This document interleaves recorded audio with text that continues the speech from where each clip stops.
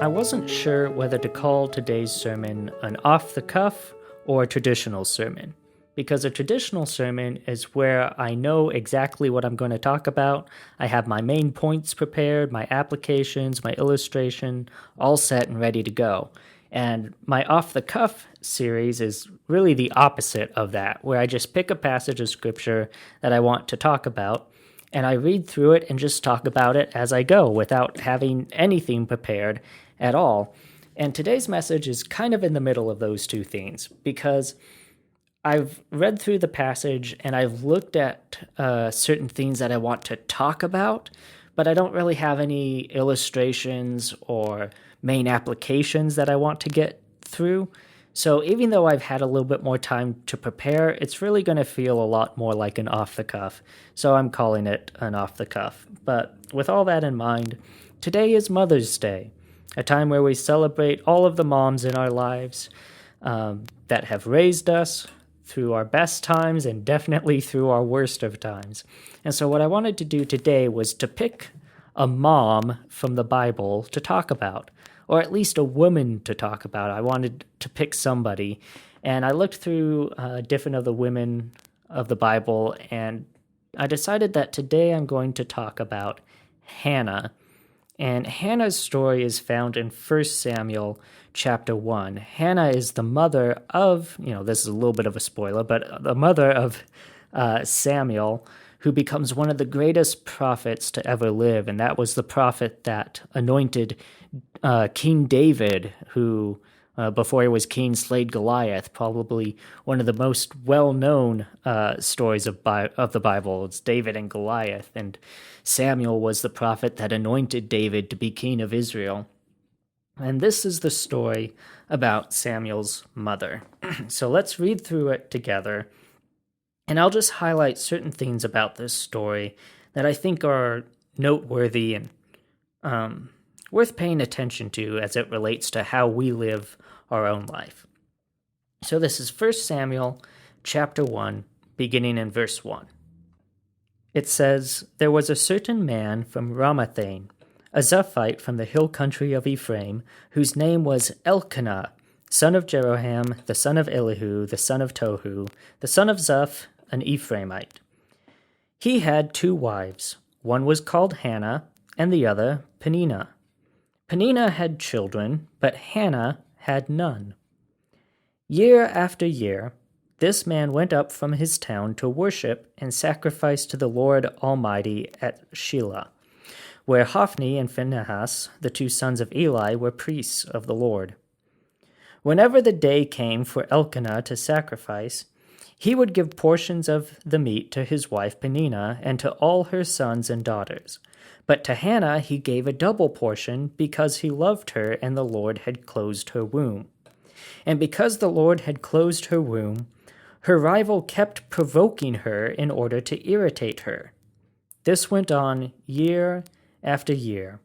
Whenever Hannah went up to the house of the Lord, her rival provoked her till she wept and would not eat. Elkanah, her husband, would say to her, 'Hannah, why are you weeping? Why don't you eat? Why are you downhearted? Don't I mean more to you than 10 sons?'" So already we see the kind of terrible position that Hannah is in. She's married to Elkanah, who has another wife, Peninnah. And Peninnah has children. She has many sons, many daughters. Hannah has had no children at all. She is barren. And every time they get together for this feast, year after year, Peninnah provokes Hannah. She makes fun of Hannah. "Oh, look at all the many children I have, and you don't have any." And year after year after year, Hannah has to deal with this. But herein we see the first thing that I want us to notice about Hannah. She is in this terrible situation through no fault of her own. It's not her fault that she can't have children, but she's not able to. And even though we kind of it sounds like from this passage that Hannah and Peninnah kind of live separately from each other, even though they're both married to Elkanah, that they still come together at least once a year where Hannah gets made fun of. So why does Hannah keep going year after year? It's because Hannah respects her husband Elkanah, respects his faith, and wants to be supportive of him and his faith. And because of that, she is willing to go with him year after year after year to worship and sacrifice to God with Elkanah because she is his wife. She doesn't say, well, it's uncomfortable for me to go there because Peninnah makes fun of me. Peninnah puts me down. She doesn't let what Peninnah is doing to her prevent her from doing what she knows to be right as far as it relates to her and Elkanah. She continues to go and support him year after year after year, even though it causes her so much pain to do so. That is noteworthy. Let's continue in verse 9. Once when they had finished eating and drinking in Shiloh, Hannah stood up. Now Eli the priest was sitting on a chair by the doorpost of the Lord's temple. In bitterness of soul, Hannah wept much and prayed to the Lord. And she made a vow, saying, O Lord Almighty, if you will only look upon your servant's misery, and remember me, and not forget your servant, but give her a son, then I will give him to the Lord for all the days of his life, and no razor will ever be used on his head. So here we have Hannah finally having enough. She's tired of this situation. But she doesn't just take matters into her own hand and do something against Peninnah or her children. She doesn't go out and attack Peninnah. She doesn't leave Elkanah in search of another husband. Not that that would really help her out in this situation much at all, but she doesn't just run away from this situation. Instead, what she does is she takes this situation, this trouble she has that's outside her control, and she goes and takes it to God. She takes it before the Lord and prays, God, will you please notice me, see what kind of life I am living, and remember me. Give me a son. So she doesn't just bottle up the trouble inside of her anymore. And she doesn't try to take matters into her own hands of getting revenge against Peninnah or running away from this situation. Instead, she takes her troubles to God, because there's really nothing she can do about it, nothing that would fix the problem. Anything she could do would just be running away from the problem. She realizes the only way to deal with it, truly deal with it, is to give it to God, which is what she does. And then we see in verse 12, as she kept on praying to the Lord, Eli observed her mouth. Hannah was praying in her heart, and her lips were moving, but her voice was not heard. Now I'll stop there, because I love how this contrasts with the way that the Pharisees would pray in the New Testament, where the Pharisees would go and stand on the street corner and pray loudly so that everyone who was around could hear their prayers and see how righteous they were. Hannah's prayers are very much the opposite of that, where she is praying solely to God, and it's a conversation that's taking place between her heart and God's heart, that she doesn't even find the need to speak the words out loud. She's not praying to other people. She's not praying for the benefit of other people, and she's not praying to be heard by other people. She is praying only to God. And because of that, she finds no reason to speak out loud at all. Now, of course, this is different than if you were leading other people in prayer, or praying as a group of people with one person leading out in prayer, that's different than praying in a way to be heard by other people. And one of the things that have bothered me over the years is when I see people post their prayers on social media. Now, I'm not saying when they ask for prayer, when they say, hey, I'm going through this difficult time, will you please pray for me? That's not what I'm talking about. I'm talking about when people literally are praying to God, but they post their prayer on Facebook or on any other social media. But Facebook is just the one that comes to mind the most.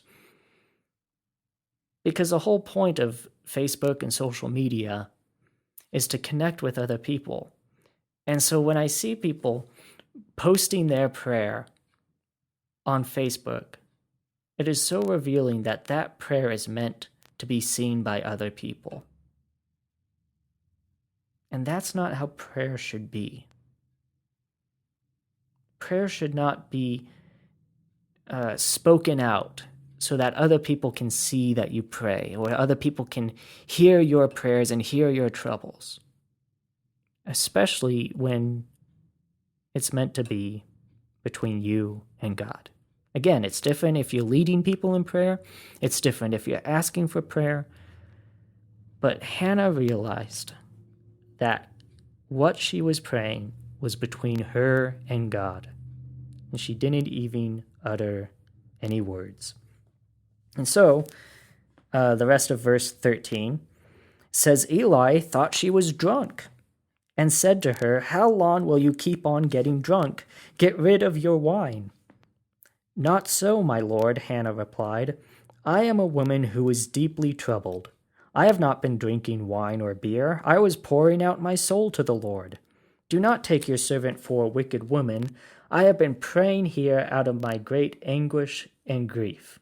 And I'll stop there again because this is really kind of a comical thing that happens, that she's sitting there praying, but not speaking out loud. So Eli, the priest, sees her and thinks, she must be drunk. She's acting crazy. And he says that to her, and he even kind of scorns her of, why are you getting so drunk? Get rid of your wine, and scorns her and corrects her. And I think that if any of us had been in that situation, we would have been really upset. Here she was pouring out her heart to God about something that deeply troubled her. And Eli comes in and totally misunderstands her and even corrects her when she wasn't doing anything wrong. I think if many of us were in that situation, we would lash back against Eli. Say, you don't know what you're talking about. How dare you come in and say something that's not even true? I'm sitting here pouring out my heart to God, and you come in telling me that I'm drunk. You don't know what the situation's going on. You don't understand what's going on. How dare you try to speak something? How foolish you look for doing so. I think many of us, even though we wouldn't use those exact words, that's what our attitude would be, and that some of what we say would convey that attitude. And yet we don't see Hannah say anything like that. Instead, the way she responds to him is still very respectful. Not so, my lord. Do not take your servant for a wicked woman. She speaks to him respectfully, even when she is misunderstood by someone else. Even though she's greatly troubled, she is not trying to stir up more trouble. Even when she was misunderstood by one of God's priests, she did not lash out against him. She understood that he was still a priest of God, and just because he made a mistake, just because there was a misunderstanding, didn't change the position that he held. And so she would keep her attitude in check and still speak to him respectfully. I think that says a lot about the kind of character and spirit that Hannah had. So after she says this in verse 17, says, Eli answered, "Go in peace, and may the God of Israel grant you what you have asked of him." She said, "May your servant find favor in your eyes." Then she went her way and ate something, and her face was no longer downcast. Now, something really interesting here is that she was dealing with these troubles, and that's what led to her not eating and her face being downcast. And here we have Eli tell her, "Go in peace, and may the God of Israel grant you what you have asked of him." And then she goes and she eats, and her face is no longer downcast. And that is really interesting to me because she has not received an answer from prayer in that moment. She has not been granted a son yet. And yet something changed within her that led from her not eating to eating, from being downcast to not being downcast. And it's what Eli says, "Go in peace." And so she is able to receive that peace in her life that affects the way that she lives before she even received the answer to her prayer. See, it wasn't the answer that she needed to have that peace in her life. All she needed for that peace was to know that God had heard her. And once she knew that she had been heard by God, she could have that peace. Remember, this was at a time before the sacrifice of Jesus, before Jesus Christ paid the price of our sin, and so that sin still separated people from God.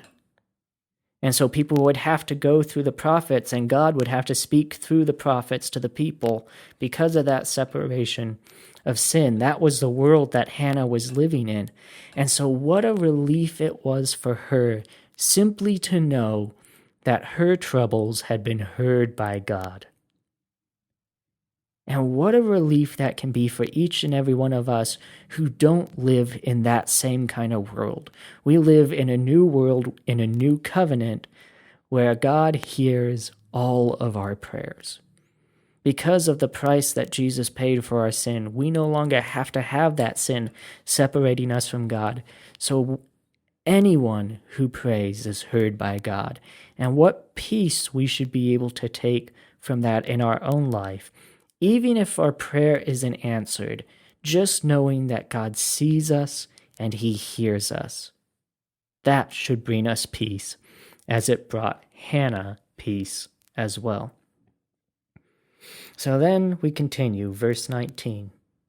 Early the next morning they arose and worshipped before the Lord, and then went back to their home at Ramah.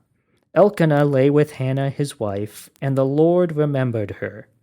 So, in the course of time, Hannah conceived and gave birth to a son. She named him Samuel, saying, "Because I asked the Lord for him."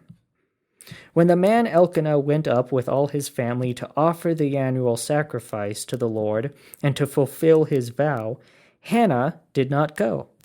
She said to her husband, "After the boy is weaned, I will take him and present him before the Lord, and he will live there always."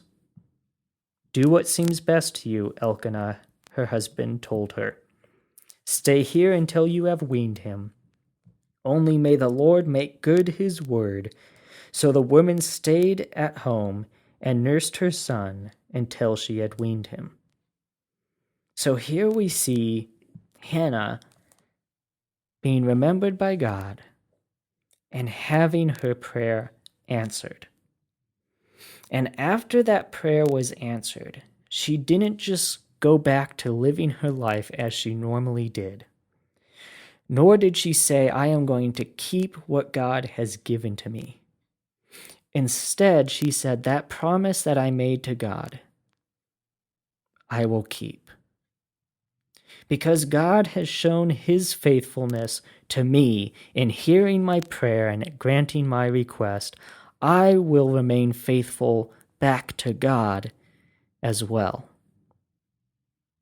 And you could look at how that parallels the story of the 10 lepers that Jesus healed all 10 of them, and only one came back and thanked him and gave him praise for it.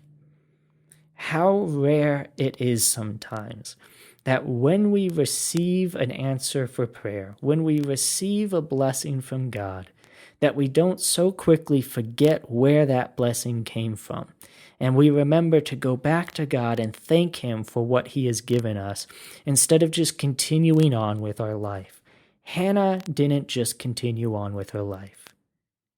She remained faithful to the promise that she made. Verse 24, after he was weaned, she took the boy with her, young as he was, along with a 3-year-old bull, an ephah of flour, and a skin of wine, and brought him to the house of the Lord at Shiloh. When they had slaughtered the bull, they brought the boy to Eli, and she said to him, as surely as you live, my lord, I am the woman who stood here beside you, praying to the Lord. I prayed for this child, and the Lord has granted me what I asked of him. So now I give him to the Lord. For his whole life he will be given over to the Lord.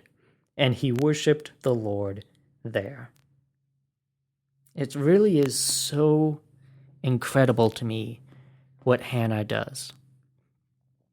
Because the reason her life was so troubled was because she was not able to have a child. And she prays for God to give her a child.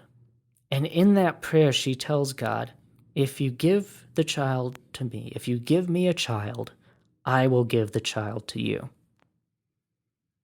And after God does bless her with a child, she follows through and actually gives Samuel to the temple to be raised there in service to God.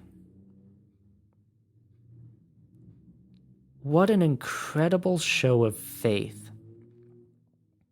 to take the blessing that she received from God, realize that it came from God, and give that blessing back to him. Because when God blesses us, I think our first reaction is to keep that blessing for ourselves. After all, we asked for it, God heard our prayers, God gave it to us. If God gave it to us, surely he gave it for us to have. And so we keep that blessing, and it's our blessing, and we hold on to it. And that blessing could be anything from a financial blessing to a family blessing, an emotional blessing. It could even be a blessing in different gifts that he has given to us. And we're so quickly to take what he gives us and to hold on to it, instead of holding it with an open hand and saying, I would not have this at all if not for the grace of God. And so I want to make sure that whatever is done with this, that God has the say in what's done with it, rather than me having the say in what's done with it. The only reason I have it is because it came from God, so I'm going to let God do with it what he wills. I will continue to give that control to him. That's what Hannah does. She takes the blessing she received from God and gives it back to him. And that is just so incredible to me, that she is willing to do that. You see, Hannah realized not only was Samuel's life, that life she had been given, not only did that life not belong to her, and it belonged to God, but also her own life did not belong to her, but belonged to God. She was not capable of having children through her own power. And it brought her so much grief, but there was truly nothing she could do about it. And so she chose to go to God and say, God, I place this in your hands. And when she did that, she was showing a faith of placing her entire livelihood in God's hands. And even after God gives her that blessing of a son, she recognizes that that son is not hers to keep, But just as she promised, she gives it back to God. And the amazing thing is, she didn't have to promise that. She didn't have to promise God that she would give Samuel back to him. She could have simply prayed that God would give her a son. And maybe she would give God more sacrifices. She would give God more worship. She would give God all these other things. But she made the decision that she would give to God what God gave to her. That she would give Samuel back to him. She recognized that Samuel's life was not hers to keep. She recognized that her life was not her own, but that it was to be given back to God. That her life came from God, and the way her life went needed to be given back to God. So I think throughout this whole story, the main thing that I want us to see from this and from Hannah's faith is how her faith teaches us that our life also belongs to God. Our life is not our own. It is a gift that God has given to us. And without God, we would have no life at all. And that is why we should take that gift that God has given to us and place it back into God's hands. Say, do with this what you will. This is your life.